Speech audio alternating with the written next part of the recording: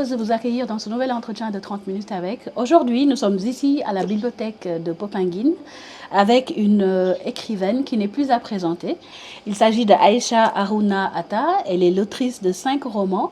Le premier est Harmattan Rain, Pluie d'Harmattan, qui a été publié par Per Ank Publishers, nominé pour les prix écrivains du Commonwealth 2010. Elle a aussi écrit Saturday's Shadow, Les ombres du samedi, présélectionné pour le Kwani Project du manuscrit. Enfin, il y a cet ouvrage, Les 100 puits de Salaga, The 100 Wells of Salaga, published by Cassava Republic Press au Royaume-Uni, qui a été finaliste du prix William Saroyan en 2020. Un roman pour jeunes adultes, The Deep Blue Between, le bleu profond le bleu profond, je ne saurais le traduire littéralement, et qui a été sélectionné comme livre par The White Ravens en 2021. Et Zainab Takes New York, Zainab s'en va à New York, Headline Accent, une comédie romantique. Donc c'est une riche œuvre qui nous amène aujourd'hui à Popenguine, où Aïcha vit depuis 2014. Alors, pour parler un peu plus de toi, tu as été formée au Mount Holyoke College, à l'Université de Columbia et à la New York University. Et tu es diplômée en biochimie, en journalisme et en écriture créative. Tu es la lauréate du prix des artistes hors résidence du Centre Afrique 2015 et boursière Sakatar. Tu es aussi récipiendaire de la bourse 2016 de la Fondation Miles Morland pour la non-fiction. Et tu es la protégée en littérature 2023-2024 pour la Rolex Mentor and Protégée Arts Initiative. Et tu es encadrée par la grande Bernardine Evaristo.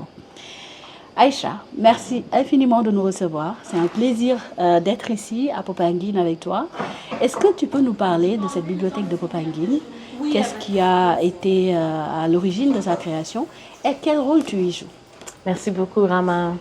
Alors, j'ai toujours apprécié les bibliothèques. C'est là où moi, j'ai trouvé mon happy place, comme on dit en anglais. Je me souviens de visites quand j'étais jeune avec ma maman dans la bibliothèque du British Council d'Accra. Il y avait la bibliothèque de Cathino. C'était dans un conteneur. Petit conteneur, mais on y allait avec des amis après l'école pour découvrir le monde. Alors, je me suis dit qu'il fallait avoir une bibliothèque ici à Popenguine pour les jeunes.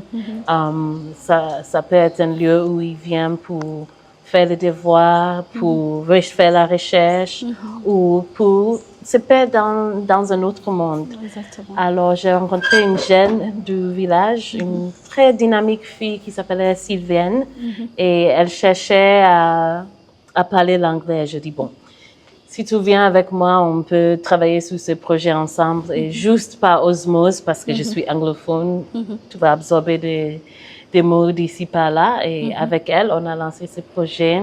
On a commencé en décembre de 2023 avec les jeunes du village. On a mis tous les livres qu'on a eus. Il y avait des livres qui étaient donnés par des gens dans la communauté.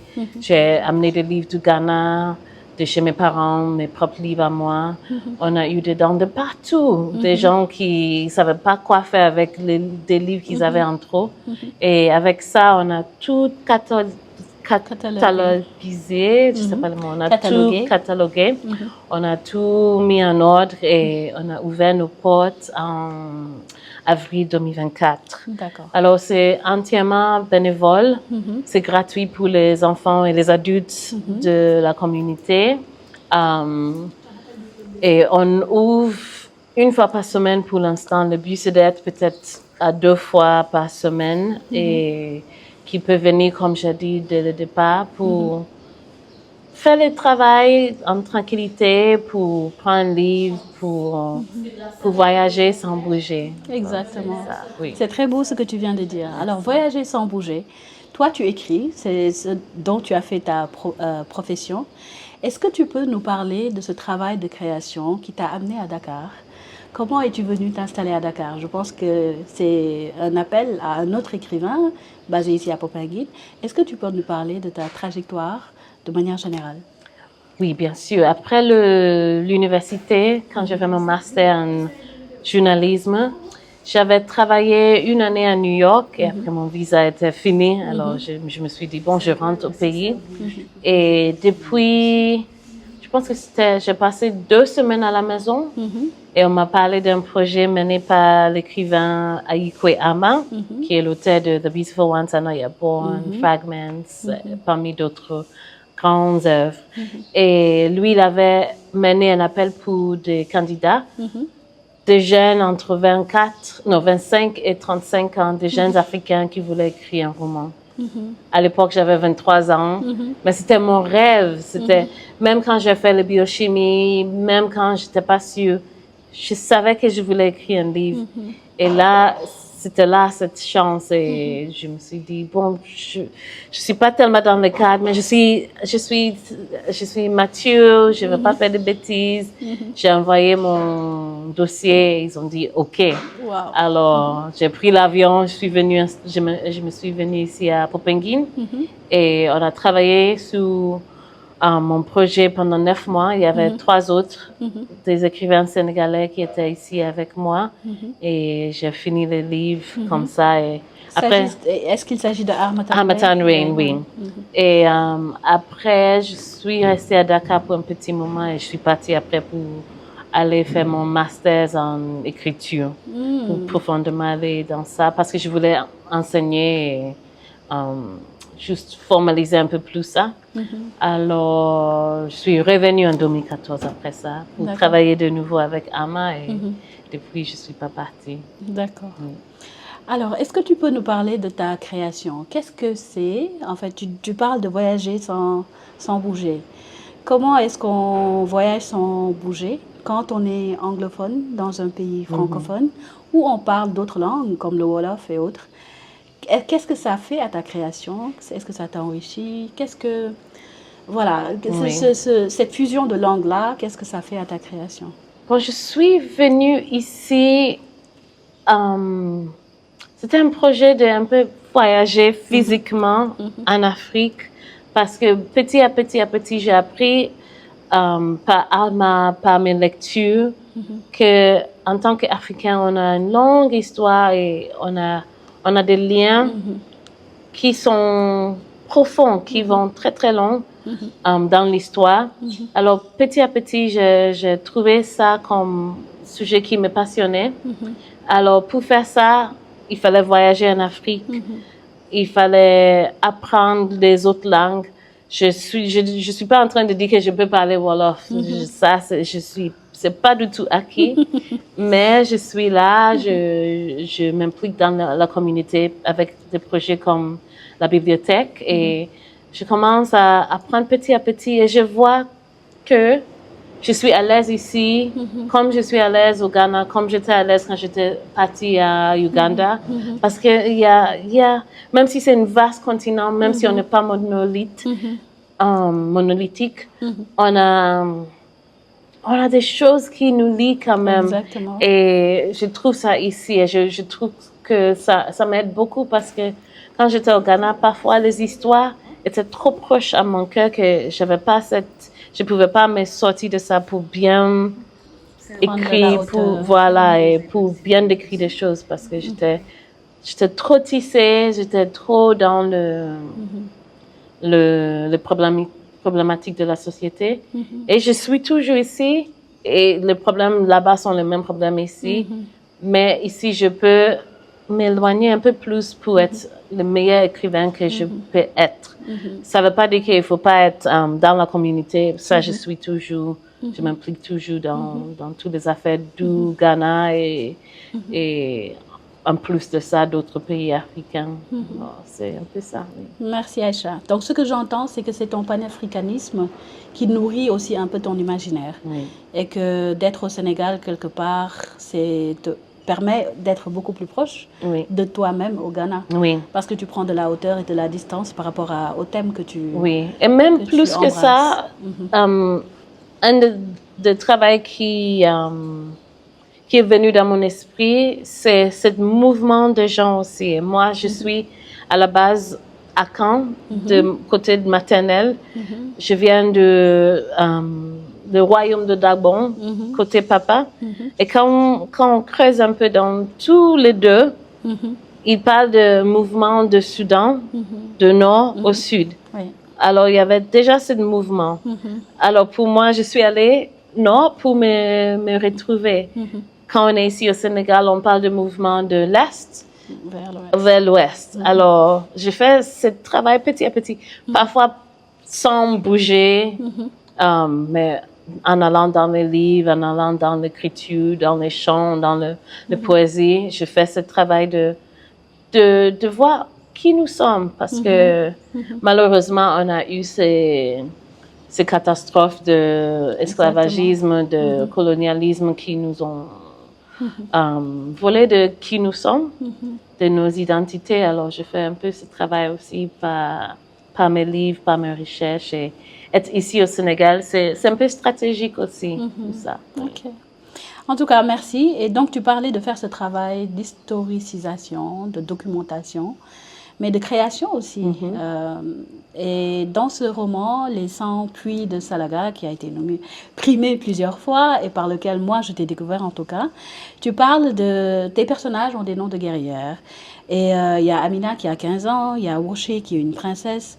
Et on est en pleine période d'esclavage. Et on est au Ghana actuel, fin du XVIIIe siècle. Qu'est-ce qui t'a inspiré à écrire cette histoire avec ces trois différents personnages? Il y a Moro aussi. Oui. Donc, est-ce que tu peux nous expliquer le travail de recherche aussi qu'il y a derrière cet ouvrage? OK. Et est-ce que le résultat... voilà, quel retour as-tu eu depuis? OK. Alors, c'est le résultat d'une discussion que j'ai eue avec mon papa sur l'arbre généalogique. Et il m'a un peu décrit qui était qui. Et ça a culminé avec, il y avait l'esclave. Je dis, mais c'est qui cette personne, l'esclave? Et il ne savait pas trop son nom, mais il savait qu'elle était de teint un peu clair ou rouge. Et c'est intéressant parce que cette couleur sort dans chaque génération. Alors, je pense que c'est mon arrière-grand-mère, parce que c'était la maman de la grand-mère de mon papa. Alors, ton arrière-grand-mère. Oui, elle est au moins 6 générations avant moi. Et elle s'affirme dans chaque génération après. Et on sait qu'elle venait encore ce mouvement de nord au sud, soit Burkina Faso, soit Niger, soit Mali. Et elle a été prise en esclavage et elle a terminé dans une ville qui s'appelle Salaga. Finalement, elle n'a pas fait la continuation vers le côte, qui n'était pas la seule destination. Parfois, on terminait dans le Ghana, dans le champ de l'or, dans le champ en général aussi. Et elle est terminée dans ces marchés. Et, pour pas trop donner de l'histoire, il faut lire le livre. Finalement, elle est restée là-bas. Alors, j'ai voulu raconter cette histoire. Et je n'ai pas trouvé beaucoup quand je suis allée au Salaga. Alors, j'ai utilisé mon imagination pour imaginer ce qui a pu arriver. J'ai fait beaucoup de recherches, beaucoup de recherches. Il y avait plein de papiers parce que c'était en pleine période d'esclavagisme, comme tu as dit. Et les Européens, comme ils font, ils ont tout catalogué. C'est ça la puissance de leur projet. Ils mettent tout dans le système. Alors, il y avait des papiers nommés les Salaga Papers, les papiers de Salaga. Je suis allée dedans. Il y avait les descriptions de le bâtiment, ce que les gens mangeaient, ce qu'ils portaient. C'était vraiment pour moi un trésor, même si c'est le résultat d'un projet horrible. Mais avec ça, j'ai pu construire le monde d'Amina et Boucher et Moro. Et le reste, c'était un peu aussi une examination de moi-même, parce que le fait que c'est la famille, il y avait certainement de valeurs, de manières d'être qu'elle a passé à sa fille, qui a passé ça à sa fille, qui était passé à mon papa, qui est venu en moi. Alors, j'ai fait un peu de recherche en soi aussi pour écrire ce livre. C'est un mélange de tout ça. Merci beaucoup, Aïcha. Merci. Et maintenant, on va pas parler de tous les autres romans. On parle de celui qui est traduit en français parce que nous sommes en train de faire cet entretien en français. Donc, Les 100 puits de Salaga, publié par Aïcha Haruna Atta. Si vous ne l'avez pas encore lu, il faut aller courir chercher votre exemplaire. C'est un roman qui est magnifique. Alors, je n'ai pas parlé de la réception. Oui, de la réception. C'est une question aussi, oui. Généralement, très, très, très bien reçu. Il a eu de bonnes revues de presse. Il a ouvert des portes à des discussions. Et je pense que pour moi, ça, c'était le plus riche. J'ai fait des voyages pour ce livre un peu partout, aux États-Unis, au Ghana, au Nigeria, en Italie, en Allemagne. Et ça a généré beaucoup de discussions autour de l'esclavage, ce qui est au courant toujours, de manière différente. Oui. Alors, c'était une conversation starter. Et pour moi, ça c'est, en tant qu'écrivain, c'est une manière de faire une forme d'activisme aussi. Déjà qu'on peut parler de choses qui, surtout ici en Afrique de l'Ouest, est un peu tabou. Exactement. Si on peut commencer à faire ce genre de discussion, je pense que j'ai fait mon travail. Alors. Et justement, on va rebondir sur ce dernier commentaire. Le rôle de l'écrivain dans la société. Pour toi, est-ce qu'un écrivain qui est engagé, est-ce qu'un écrivain qui est dans son monde, qui écrit, qui ne se soucie pas des réalités prosaïques, disons, qui est dans la création? Est-ce qu'il y a une distanciation ou un divorce entre le processus de création et le processus, le monde plus généralement? Quel est le rapport de l'écrivain à sa communauté et à son art, selon toi?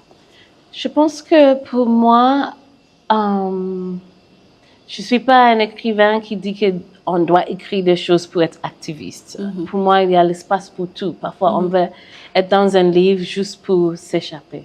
Parfois, moi, en tant qu'écrivain qui aborde ces sujets sociaux, parfois, je veux juste m'échapper dans un livre qui est soit romantique ou un roman policier qui me passionne parce que je veux savoir qui a fait le crime. Alors pour moi, il y a l'espace pour tout. Je pense qu'en tant qu'écrivain africain, on a malheureusement été mis dans des boîtes où on est dit qu'on doit représenter nos sociétés. Je trouve ça dommage. C'est pour ça un peu que j'ai écrit un livre romantique aussi, parce que je ne veux pas être dans une boîte. S'il y a un sujet qui me passionne, bien sûr, je vais aborder ce sujet, je vais rechercher, écrire ça. Mais si je trouve qu'il y a un sujet sur, je ne sais pas, quelque chose qui n'est pas si sérieux, je vais l'écrire aussi, parce que ça fait partie de la vie aussi. Exactement. La vie, c'est pas juste ces choses. On a l'espace pour rire, on a l'espace pour dire, il y avait un crime horrible qui était commis là-bas et tout le monde est choqué par ça.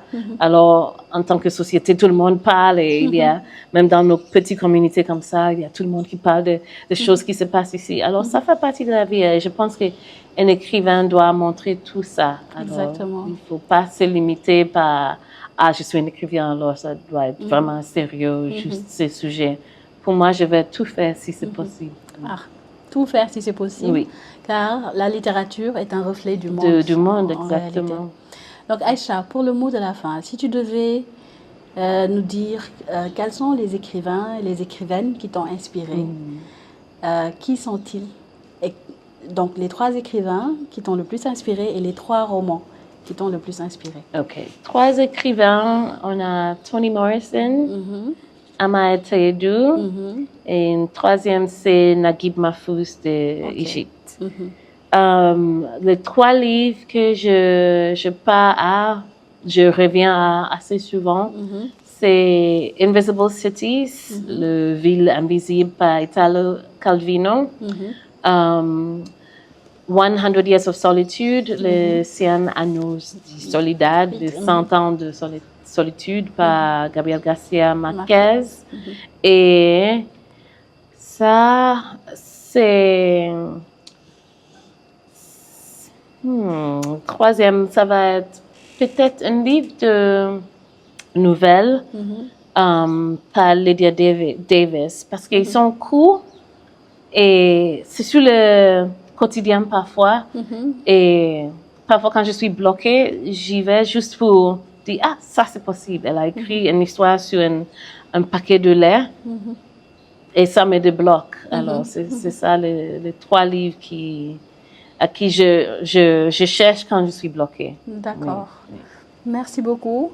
Et qu'est-ce que t'inspire ton mentorat avec Bernardine Evaristo? Comment ça se passe? Oh, ça se passe trop bien, trop bien. Je suis toujours